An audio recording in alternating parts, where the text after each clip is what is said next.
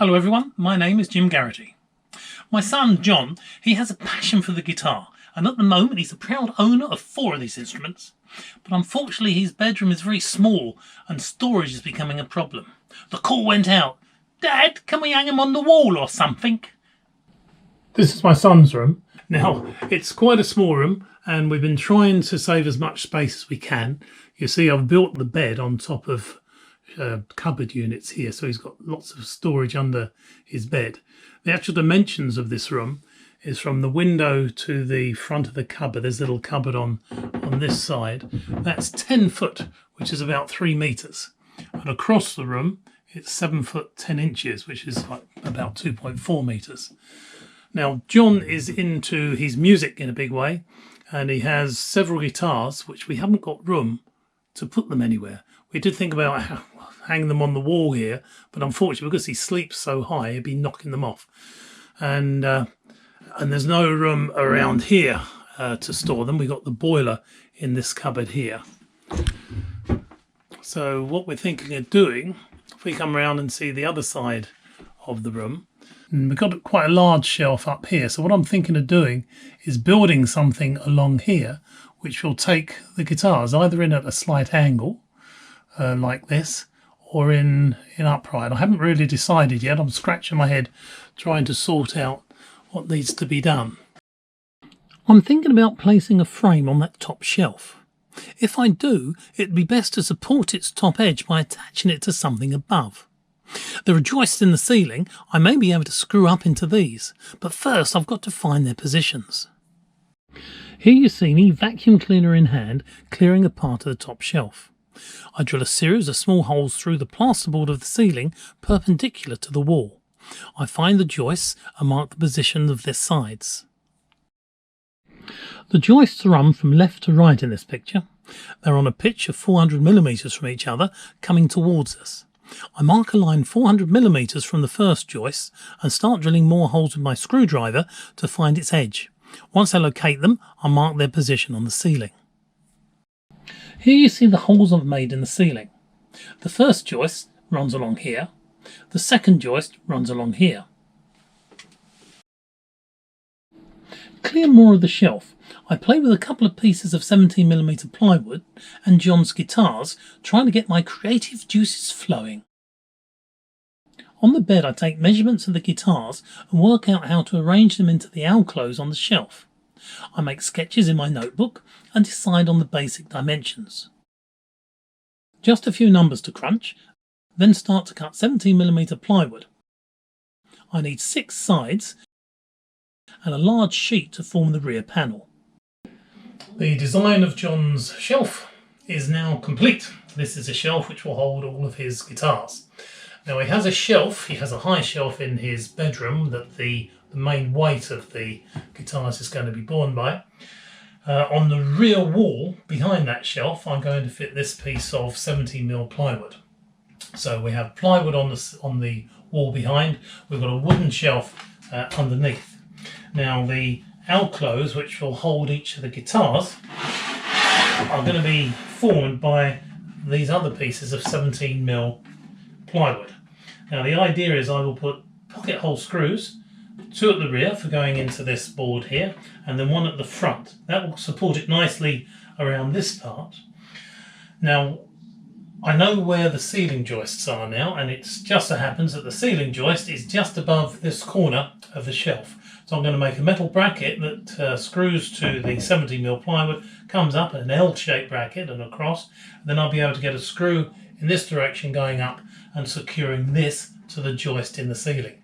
That way it gives these sides to the alcoves lots of support, and there's no way they're going to be moving. I mark out the sides of the alcoves where the pocket hole screws need to be fitted. I've already produced a video showing how to set up and use the pocket hole jig, so I won't go into that here. Search my videos for pocket hole jig if you're interested in seeing it. Here you see me laying the sides on the back of the unit. I'm checking my dimensions and making sure it will all fit together as I hope. So the piece of carpet I was given is almost 4 meters long, 3,950 long, and it's just over 1 meter wide. Now that is on the floor of the workshop at the moment, and look how long it is. It's amazing to think that all of that carpet, or most of that carpet, is going to be used in covering up the sides of the 4 alcove guitar holder. You'll see that there's a line drawn on it along here. That's 450mm from this edge. That's then going to be cut up into sides, into the pieces that will cover the sides, and then the other parts that I need will be cut out of the remaining piece here. And there isn't going to be that much left over. It's really quite surprising how much carpet you need. Time to cut the carpet. We seem to have so much I almost started to cut the pieces without a plan. I'm glad I did sketch it all out on paper. If I hadn't, I would have run out of carpet and had a load of small offcuts left over. Then I would have had to have gone back to the shop to scrounge some more. Here are the 4 pieces I cut. A piece for the top, a piece for the bottom, and a piece for the back. This last piece needs to be cut into 6 pieces to cover all 6 sides. My back and knees were complaining whilst I was crawling on the floor. I'll cut that last roll standing at the workbench. The high shelf here is going to become the bottom of the alcoves. The carpet is here. Now it's cut to size and it will fit on top of the shelf like this. Now I'm going to secure it at the rear, going down with 3 screws into the shelf, and then once that's in position, I'll then put the back on the wall. Now the back is here, and that will sit on top of the carpet and then get screwed to the wall like that. Now you put this back in and now you can see how flat the ceiling isn't. It's almost touching here. We've got about a millimetre gap, and then up here we've got a good 10-12 mil. So the whole ceiling is coming down this way. Talking about the ceiling, these particular houses, the rooms are built slightly into the loft, and what that means is where the ceiling comes along, when it gets to the side wall, it meets the roof angle. So this side of the ceiling comes down at an angle. Now what that means is we can't have our alcoves going into the corner because the guitars won't fit in and they'll bang against the alcove. So one of the other things I need to do is decide exactly where I'm going to put this. So put the carpet down, screw it along the back, put the back on, screw that in place with its 6 screws, and I've worked out the position of the screws so they won't interfere with the sides, which will go on to make the alcove.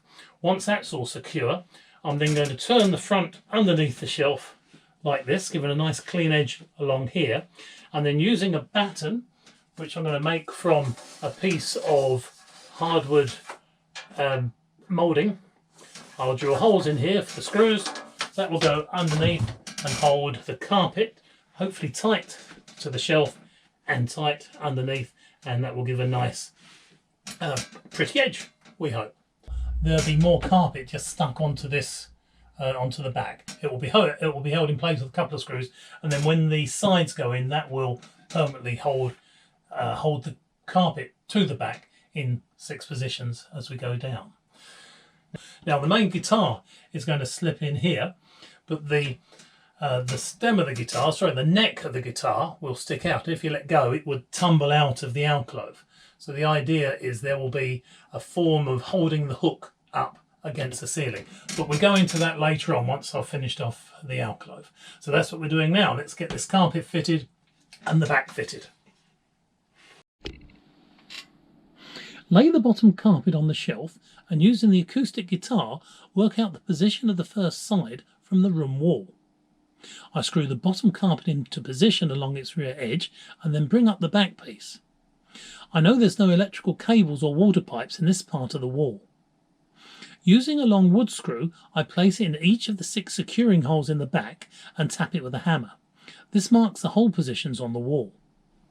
Drill the wall and then fit rule plugs. Clear up the dust and screw the back to the wall. Fold the bottom carpet under the front of the shelf and hold it into position with a length of hardwood moulding. I had pre-drilled the moulding to stop it cracking. Temporarily hold the back carpet into position with a screw in its top edge. I fit a length of hardwood moulding down the right hand edge of the back carpet. Move the temporary screw in the centre of the carpet to the top left hand corner. The first two carpets are now fitted. The carpet that went onto the shelf, the bottom carpet at its caught, is now held underneath the shelf with that piece of wooden moulding, and that holds it quite nicely around the edge of the shelf. The back carpet is in position, and it's been folded over this end of the 70mm plywood that's on the wall, and then I've used another piece of that moulding with screws to go in here. The size of these screws are 3x16 countersunk screws, and the same underneath the shelf as well. If we come back up on top of the shelf, the base of the shelf is really nice and flat. The carpet against the wall, that's still a little bit saggy in places.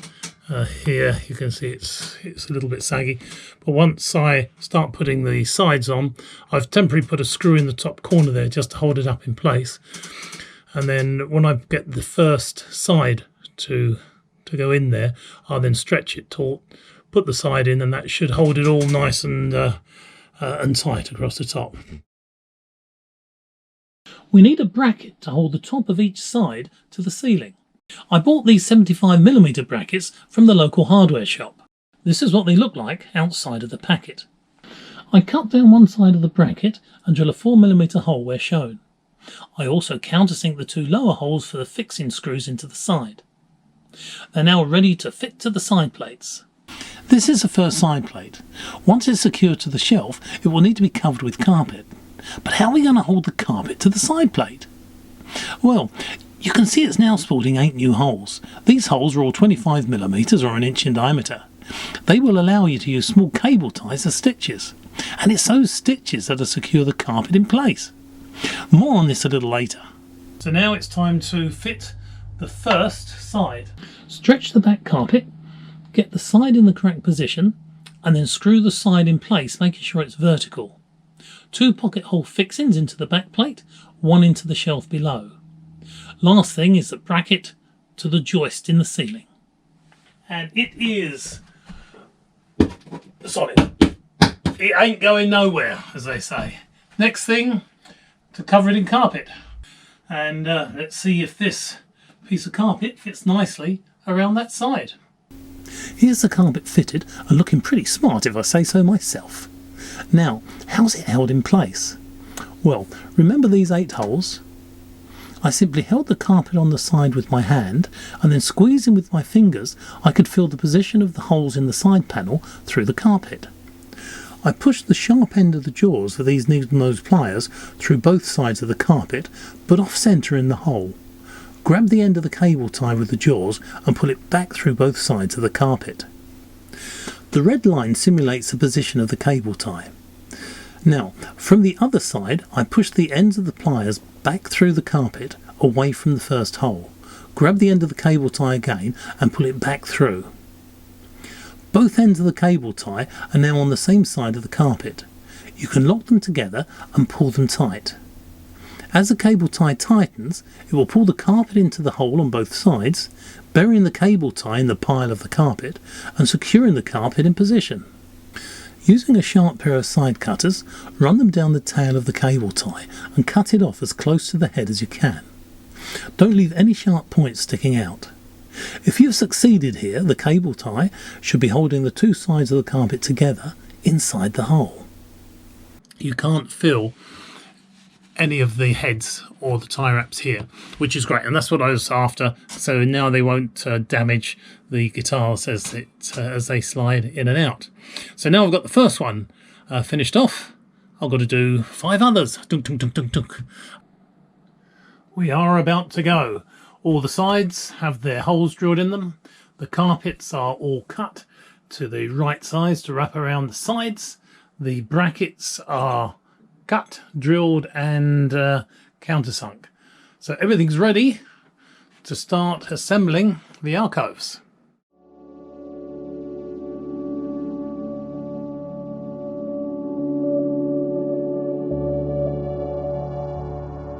All 6 sides are now in place, making our 5 alcoves for the guitars, and we have expansion for another 4 already there. So the back is on, the base is ready, so that carpet is all ready. All we need to do is just put more sides in when the time comes. Now, so we have carpet on the back, we have carpet on the bottom. The only thing I'm worried about now is the ceiling, because the ceiling is Artex, it's sharp, and I don't want it damaging the guitars. So the idea is to just slide in a piece of carpet along the top there. The top piece of carpet is now ready for fitting. You can see I folded over the edges. The 2 corners here and here are tied together with a tie wrap. You can see it going through here. In fact, 2 tie wraps, one on the top, one on the bottom. This is the right way out. This is going to be the front edge, and these are going to be the 2 edges at the side. This is what I'm going to call the leading edge. This is where it's going to be pushed in, hopefully pulled in by these tie wraps here. Now the idea is, up on the ceiling, I'll push the tie wrap through the gap here, and it's got to fit between the wall and the bracket that goes up to the ceiling. Once I get it through the first one, I can then push the ties through the next one, pull it through there, and so on until it pops out the back. No trouble at all then.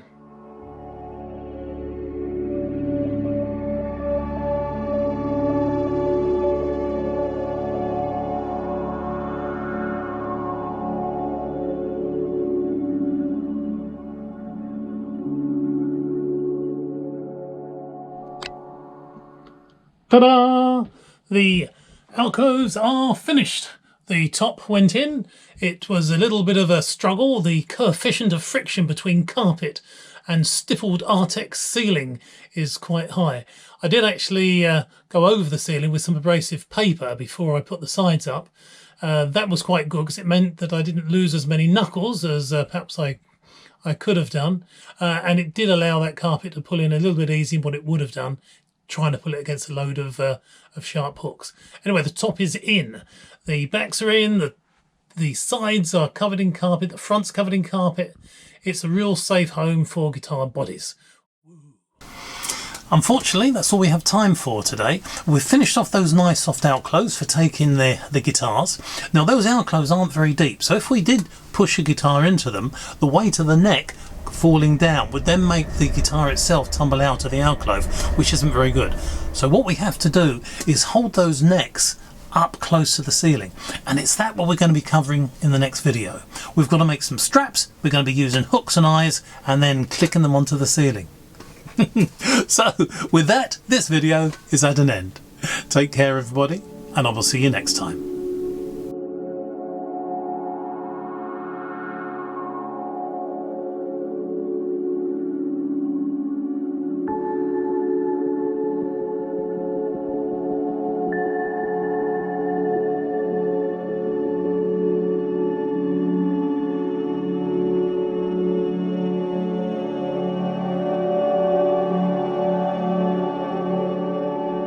Could you do something like this? Of course you can.